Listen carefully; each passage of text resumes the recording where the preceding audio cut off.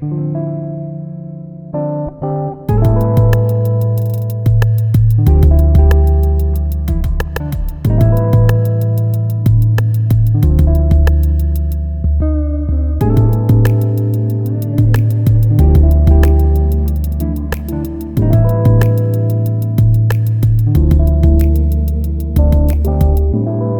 back, you guys. Welcome back to the Keisha Cole podcast, the Dear 20 series, and we are back with episode number 4. This episode, I don't even have a name for this episode. I got a couple names on my notes, and I feel like it's like, So I'm gonna give y'all my two. We'll figure it out. We'll see what makes it to the YouTube title, but. The first one, it says People Pleasing Gone Wrong Part 1, or Setting the Tone on How People Treat Me Based on How I Treat Myself. So this is all a little stir of both of those titles. But welcome back to episode 4, you guys. I want to lead. I got to remember to start off all of the episodes with letting y'all know to like, share, and subscribe to the channel. Subscribe to the YouTube, what you're watching us on, but also subscribe, like, and follow us on Spotify and Apple Podcasts or wherever you get your podcasts. So, you guys, let's get into it. This is episode 4. I can't believe if you still with me. I just want to thank you. Thank you so much for listening to my lore, okay? So let's just get into it. We're going to dive right in. I do want to start this episode with a little disclaimer. Just saying these are my accounts or recounts of these different things that happened in this particular year. I feel like I have also dubbed 2017 as the worst year of my 20s because it was just very challenging on all ends, on all fronts, from all relationships. And it was tough, but I also learned a lot. But one thing I want people to take away from this episode is, yes, listen, because I feel like this episode might take us up. We don't know. But just because of the content of the matter. But I just wanted to lead with, like,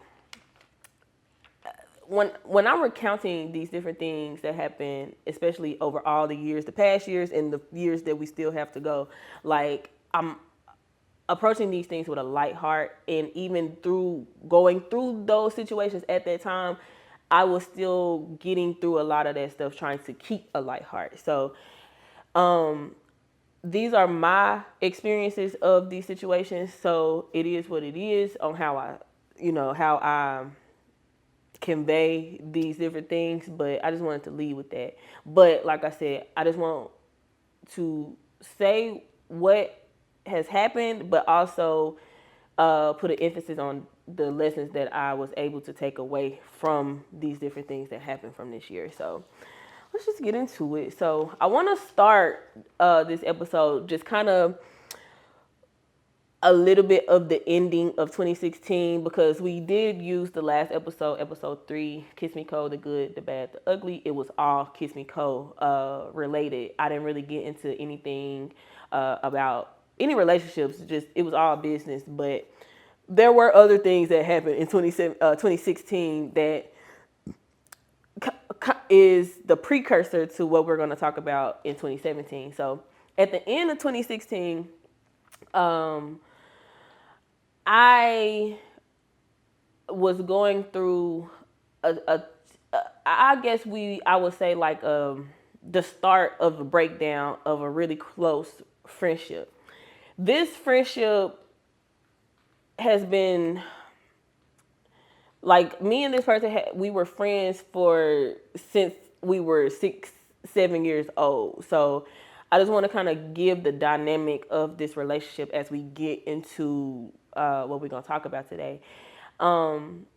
Me and this particular friend, we had, like, it started to begin our breakdown at the end of 2016. So me and mom, we kind of still was it was still a weird relationship, but at that point, it was just real neutral at the time. Um, I just say neutral. It was not neutral, but kind of stagnant. It wasn't moving forward, wasn't moving backward, just kind of in one spot. So I kind of took my focus off of that, and now my focus is on my friendships at this point. Um, so in the end of 2016, I met this guy.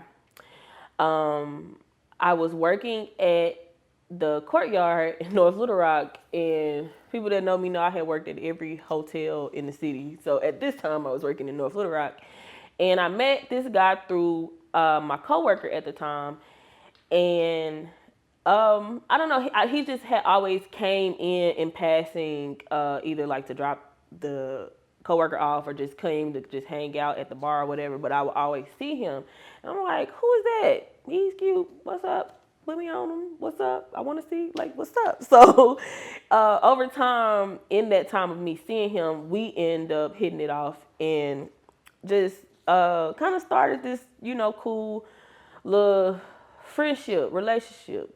Very mild, like, though. I use relationship very mildly. But me and him were really cool. So I began to really like him around that time. And I will say, because at that time and where I was in my life, he was a person that I kind of looked at like he was so fine to me, but he also seemed to have had his shit together a little bit more than I did. So in a way, I felt like I was a little out of my league for liking him, but I liked him. So, I mean, it was just what it was. And me kind of going through the motions with that, of course, I'm picking up the phone and I'm calling my friend at the time, my best friend. I'm like, girl, I just met this dude at the hotel. Blah, blah, blah. He's fine. He tall. He got dreads. He dark skinned. What's the new Glorilla song? That's basically what he was. So I just was like explaining to him, anytime that we would be on the phone, just regular girl talk, just letting her know about this guy I didn't met and just what it was. And at this particular time, she didn't have a face to the name. So here we go. We're still in 2016. I have a day where it is a very chill day at the hotel, and she comes up there to come hang out with me. And if anybody knows, front desk at a hotel, it can be real slow, real lax. So it was one of those days. She comes up to come hang out and just kick it. And this particular day, he didn't stay in town. So this particular day, he texted me and he was like, hey, I want to come see you. Are you at work? I was like, yeah. He said, I'm on the way. He's coming to work. Coming to see me at work. So keep in mind, she's there. He just texted me. I'm like, okay, this is going to be a cool day. But soon as I started to kind of get like, oh, this is about to be a cool day, whatever. It's kind of like a sharp gut pain just came. Like, hey, this ain't gonna go right. It was kind of like I don't know. It was just a really sharp feeling. I just remember it like it was yesterday. Like, it was just something that was like, yeah, something about to happen type of thing. And I ignored it, but at the same time, I kind of kept it at the back of my mind. It was just like, what was that? Yeah, so he ends up coming up to the hotel, and he came to the hotel in the worst way possible.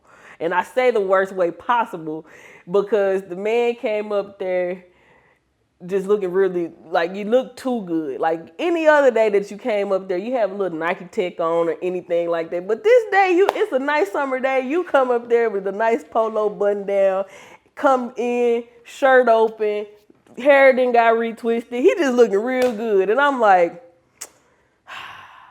this ain't gonna go right, bro. Like, I just had the feeling like I could just see it. Like, it just did not go right. So he comes into the hotel, and I just remember the initial look on my friend's face when she finally sees him. She's like, oh, he's cute.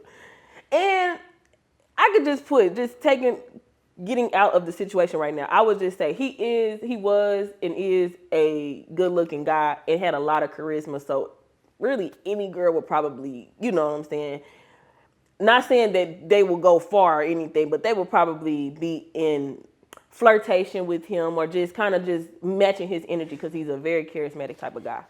So he comes in with that energy. Good day, him and his cousin, and I introduced her. I'm like, hey, this the dude I've been talking to. Like, this him. Like, what's up? So she's like, oh, but it was just the look in her eye at the time, and I was just like, no, like, I have never, like, I don't know if I said it, but me and this friend, we've been friends for years, and I say friends for years in a light way because we grew up together since we were like 6 and 7 years old.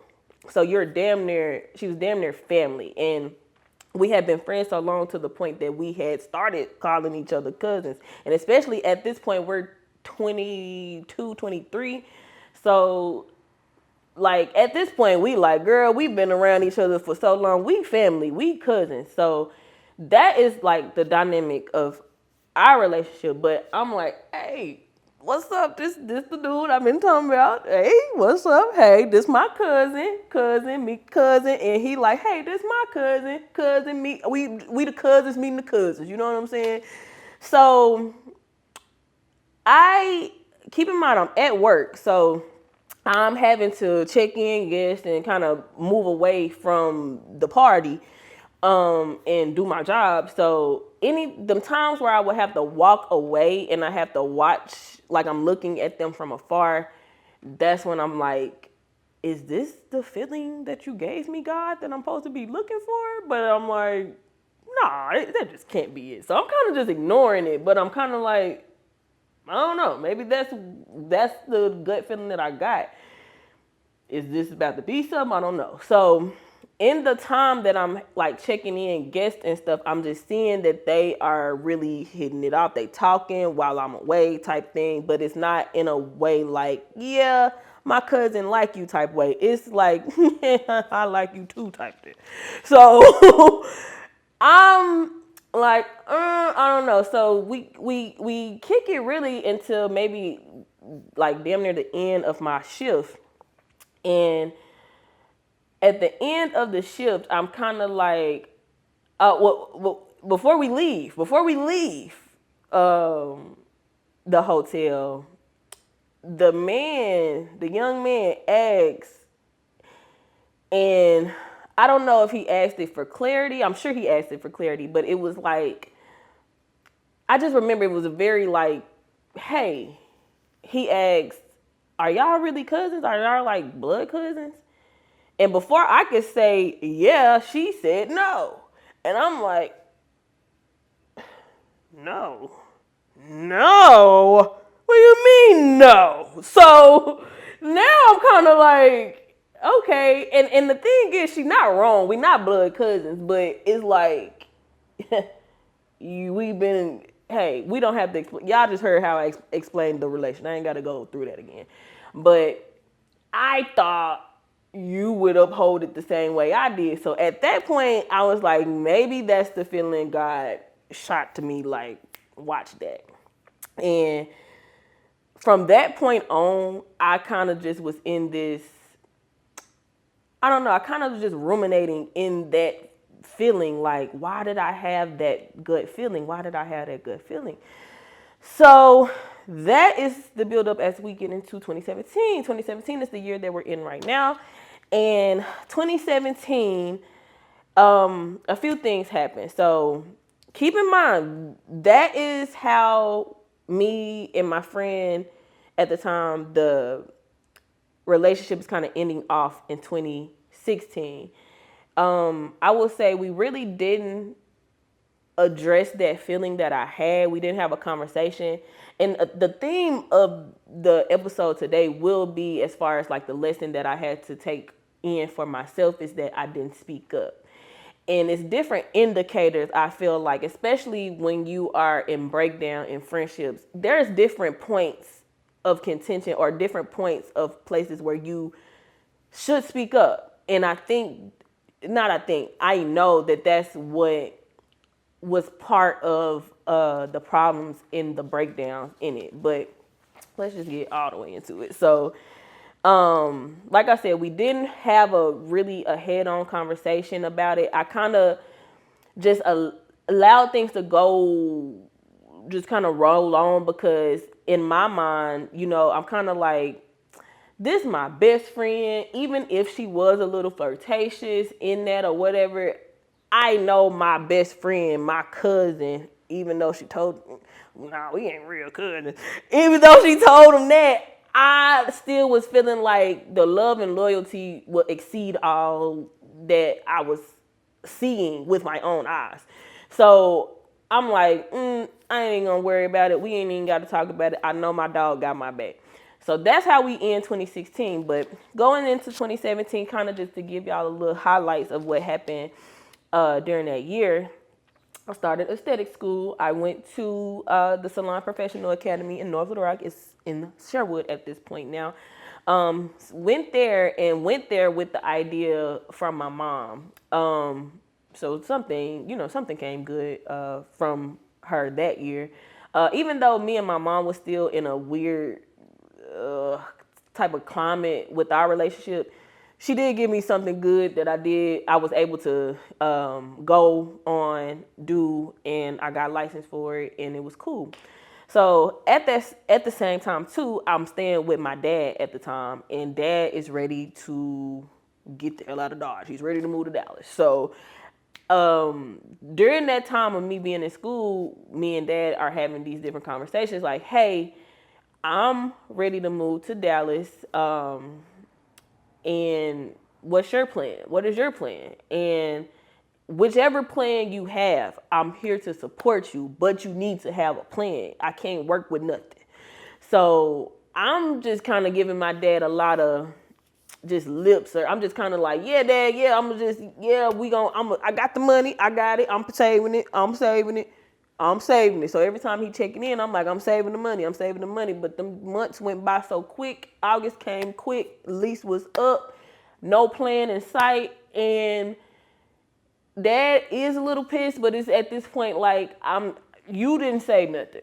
So the theme of me not speaking up, here we are. So I didn't say that, I really needed to move with him. I had the opportunity to move with him, but I didn't take it. And it was just two split reasons. I felt like, for one, I just got out of high school. I just got out of beauty school. So I felt like, I needed to get my feet wet here in Little Rock first. Let me see what I need to do here, like in all totality first, before I just move to Dallas. But I also just really just couldn't see the bigger picture of moving to Dallas at that time. But an underlying problem too, on the other side, the other reason why I feel like I stayed was grimly enough to see where this friendship was about to end. Kind of like, you watching a train wreck type of thing. I felt like I needed to go through it in a way. So August comes, I don't have a plan, and I'm like, well, Dad, I don't know what I'm about to do. So I end up moving with my mom for a little minute. They had just moved to a brand new house in Maumelle, so I end up moving with her for a little minute. Moving with my mama was cool until it wasn't. It just started to get too weird. She just was getting too, it was just getting too weird between me and her. It would be like different conversations she would have, or like just the energy that she had. It's kind of like, why did you even say that I could move with you?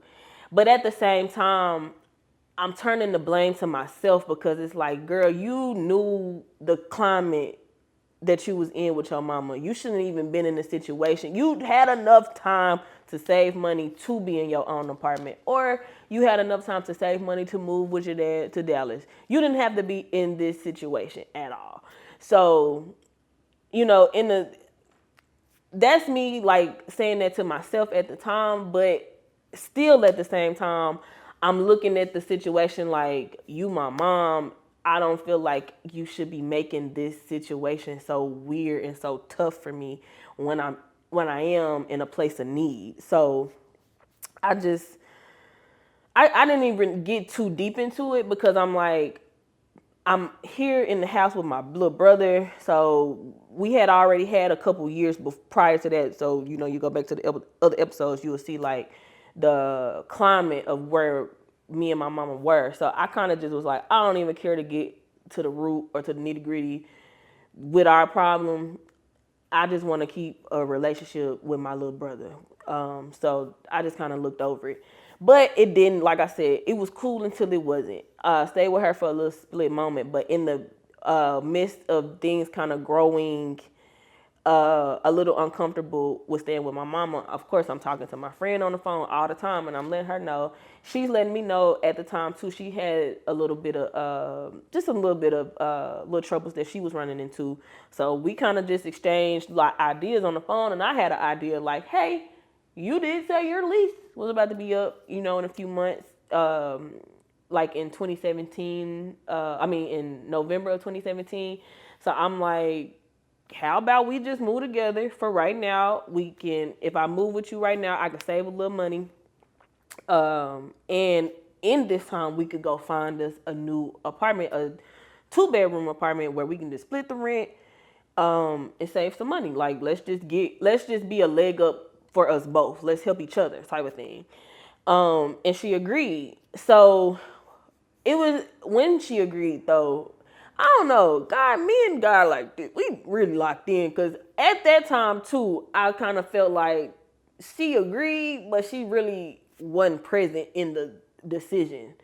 So in the background, I'm kind of like, I'm looking for an apartment for both of us, but I feel like this ain't gonna end like I think it's gonna end. So but I went with her saying like, hey, that's a good idea. You can move in. So move out of my mama's spot and go and move with her. And now that I'm in the apartment with her, I see that little thing that I kind of felt with between her and the guy.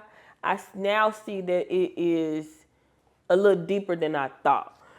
So I move in and I'm there, and now I see that he is a regular as far as like him kind of coming over, pulling up, whatever. And I'm like, on one end, because like I had explained, he's a very charismatic guy. He was like fun.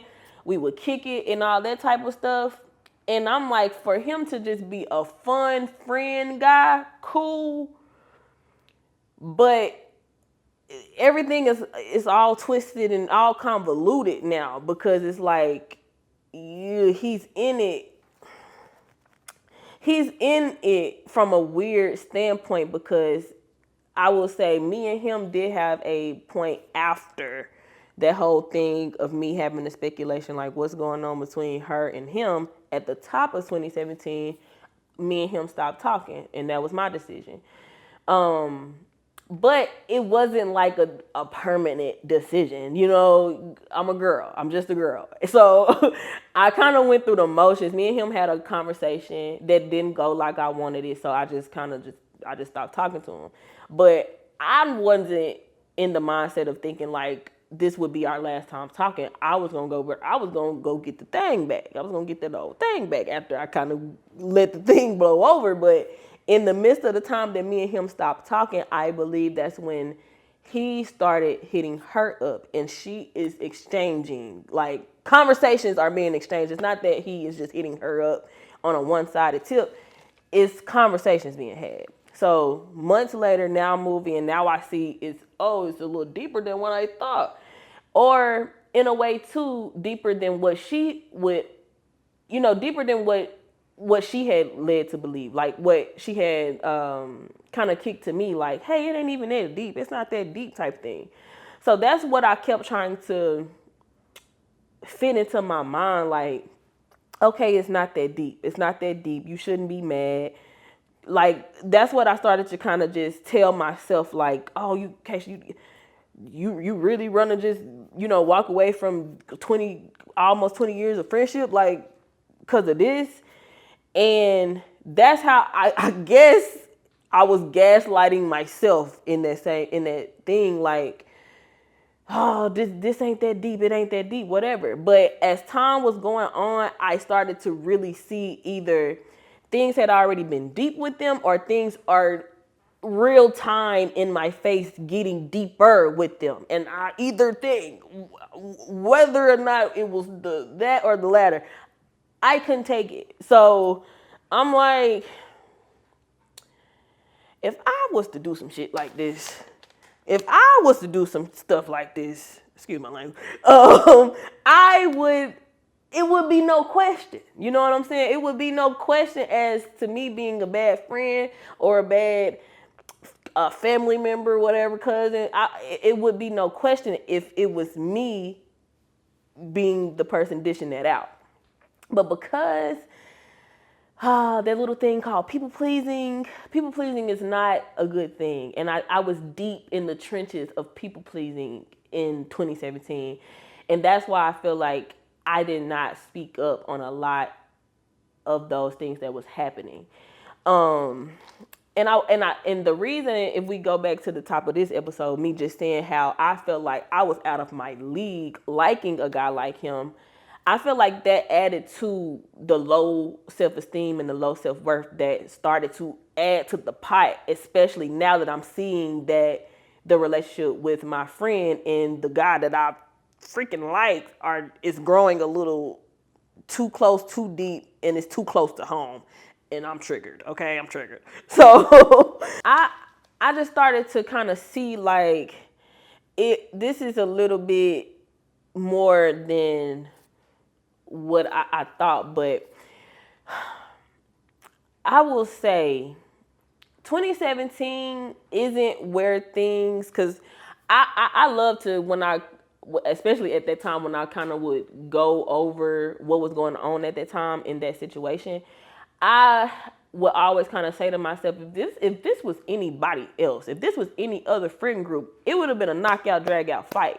It would have been way more of a blow up than what I was, tolerating, because I was tolerating some BS at the time.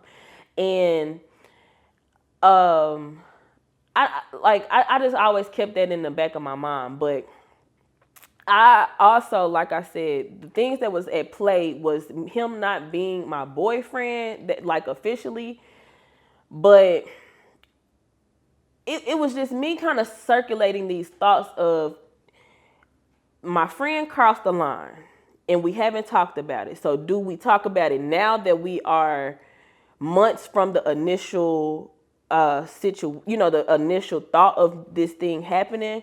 Or do I say something now? Or if I say something now, would I be looked at as annoying, or what?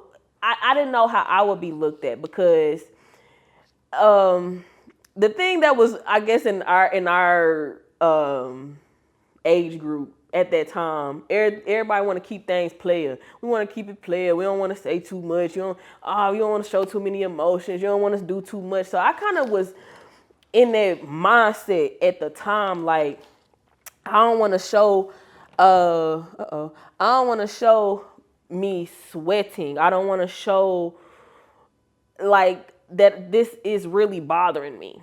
And I kind of, if I can just look at that from hindsight, I could just see that, like, you didn't feel safe to express your emotions to your so-called friend, to say, I don't like this, and I don't like how this is making me feel. I don't like what you're doing.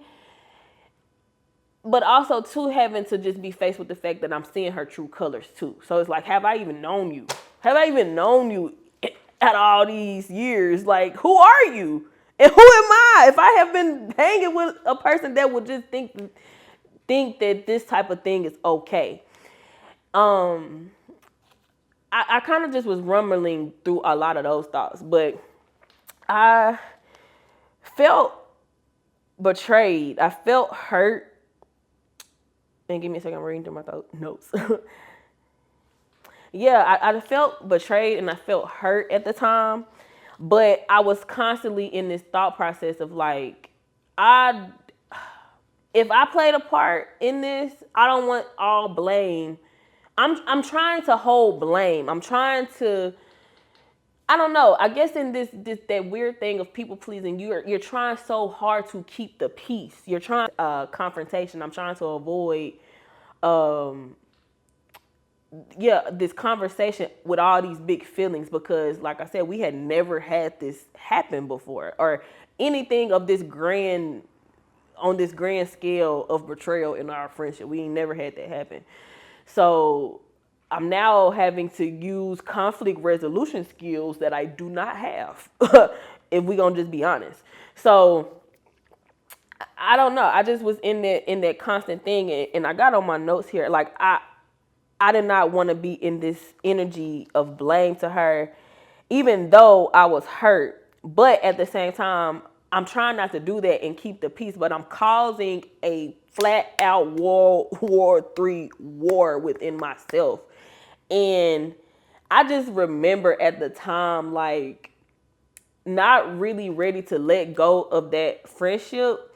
But at the same time, it was just like I kept praying at the time, like in the journal, if I can find one that ain't like, because a lot of these are kind of chopped up, but in one of the journal entries, the prayer I remember praying consistently in 2017, really 2018 as well. It's like, God, if anybody around me that don't need to be around me, get them from around me.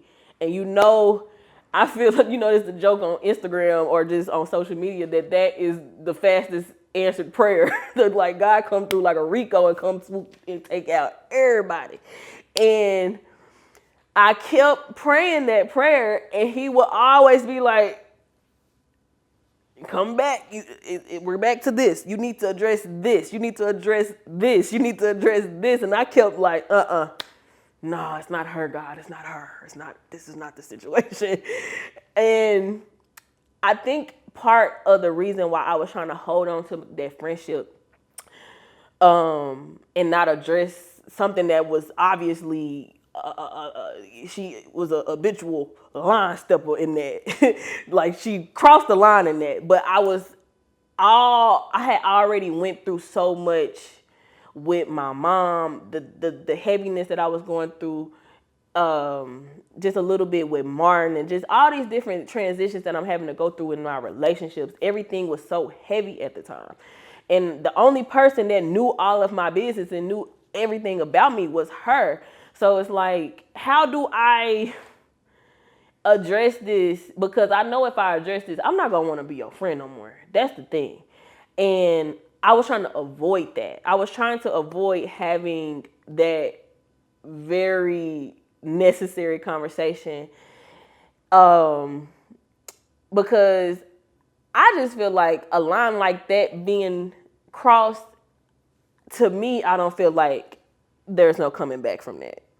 And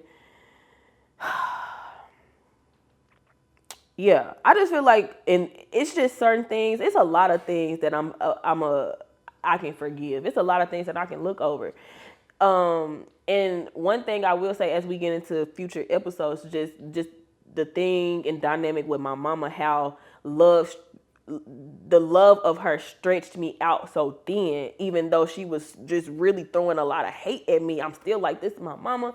I love her. I love her. I love her. I love her. I'm thinking all this love I'm throwing at her would work, and it didn't. So I'm using that same thing in my friendship. Like, if I just lead with love, if I just, sit in this pool of toxicity, maybe we will get out of it. And that was wrong.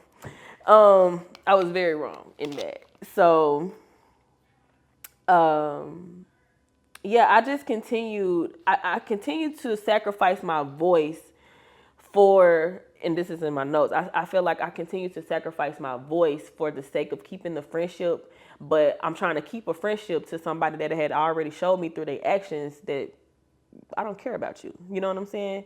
So a lot of that started to kind of, I had arrows pointed out, but I don't really, especially with me understanding what accountability is, I started to turn all of the arrows that I felt like I was starting to point at other people and pointed them at myself, and tried to assess the part I played in that. And the part I played in that situation up until that point, because there's more. And we'll get into that as we get into 2018. But the thing was, like, I just did not, my problem was not speaking up, and not feeling like this was my friend enough to have enough of a foundation to even have that conversation to say, hey, I feel like you were wrong. I feel like this was out of line, and this is out of your character. Or is it your character? I'm hurt by this. I'm really heartbroken because I had never in a million years saw that close of a friend do something like that. I just, I was very much in denial at the time, but I'm still having to see things for what they were. And I just was real hurt by that. So now that I'm sitting in this pool of hurt, also not speaking up, also kind of brewing this big frappe of BS, I just started to resent her as days started to go by.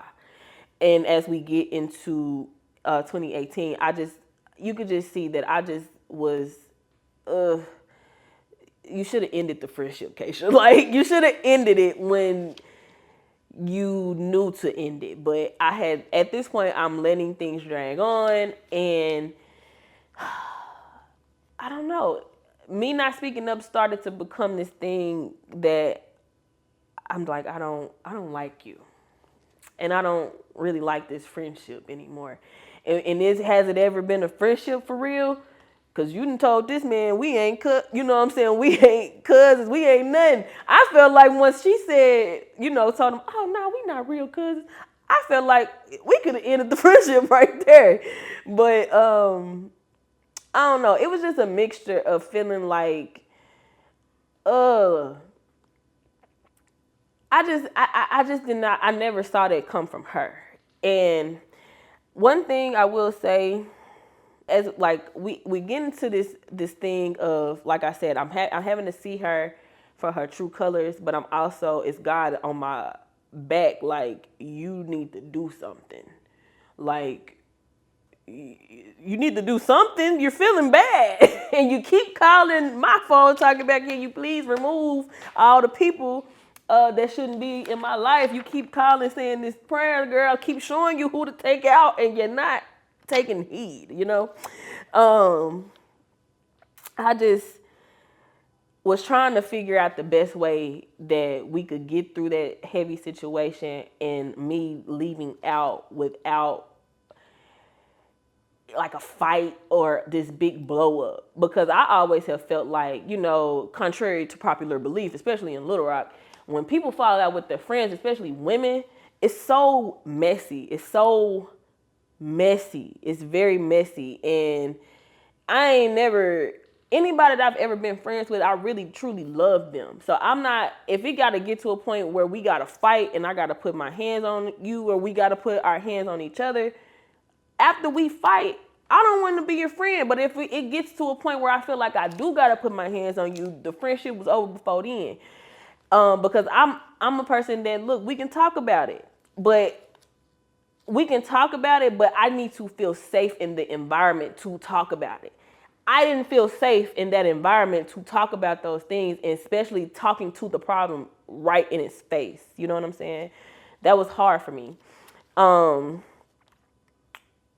That was real hard for me. But the thing I will say in this thing, as we get to the end of 2017, just seeing things for what they were, but understanding I needed to get to the bottom of this people pleasing bug that I had. Like, why am I trying so hard to keep this? Why am I trying so hard to keep this thing afloat, or keep a friendship afloat, ooh, excuse me, and you're trying to keep it afloat by yourself. You're the one that's being drained. You're the one that's putting in all of this, oh, coming up with all these different strategies of trying to keep the friendship, but you're also the one being drained. You're also the one that's,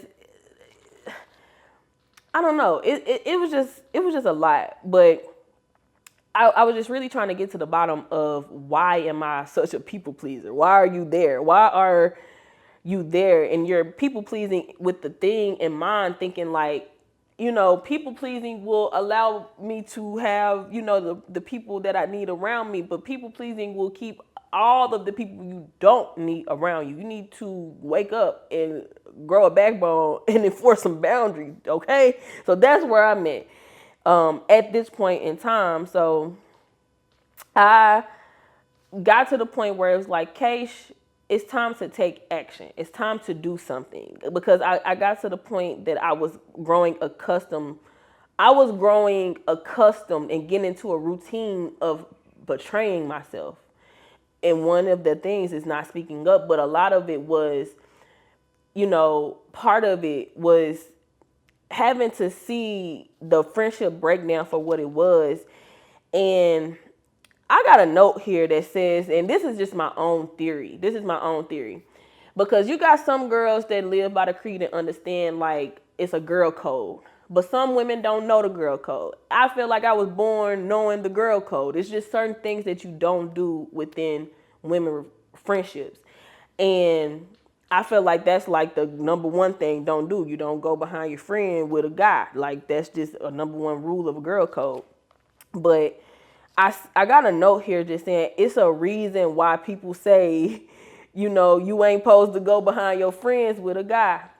And I say that not just off the surface level of it being like, oh, you ain't supposed to do that, in a very superficial way of looking at it. I'm looking at it from a point of the underbelly of what that causes, the things that start to brew within the friendship. And I say, just for me and what I experienced with that, and my best friend doing that, was, of course, the stem of it was the lack of communication, the lack of foundation that we really had within the friendship. But it started to chip away at my self-esteem. It started to chip away, well, the trust, it ain't even trust, the trust was gone. But it really started to chip away at my self-esteem. And I say that it's chipped away at my self-esteem in a split moment, like in a split way. So, like I said, I feel like the self-esteem was starting to go in two different ways. Like the friendship betrayal started to chip away at my self-esteem. But the other part of it was, because like I said, I was going through a lot of having to lose or just fall out of these different friendships and relationships. And I downplayed it a lot at the time, but I was grieving what could have been between me and the guy and having to lose that. And that also was chipping away at my self-esteem because I was feeling like I said, when I met him, I felt like I was out of my league. But now I'm feeling like I'm out of my league, but you are showing me in my face like, I would rather have your cousin, and your cousin or your friend, whatever the fuck she is, like your friend is displaying that in your face, like, yeah, I want them too, like, or we want each other type of thing. So of course that started to really shot my self-esteem down 50 points. Like, I don't really know, like, am I beautiful? Come on, please. But I just started to go through all of those different things. And that's why I said I felt like I had to note that, like, it's a reason why, like, that is apart from the superficial of it. Like, it just really, it just crushed me, bro. It really did, like, to the core of me. And I really think it did because I am a loyal person, but I'll say I was a very loyal person at that time. And I don't even like to, at this point in my life, I don't even like to throw around that loyalty word or this type of thing, because I feel like once you be like, I'm so loyal, my heart's so big, it's so this. bro, we all got the same size heart. You just need to enforce some boundaries. And you need to start to set the tone on how people treat you based on how you treat yourself. I, at the time, clearly wasn't treating myself the best because you didn't let so much stuff slide.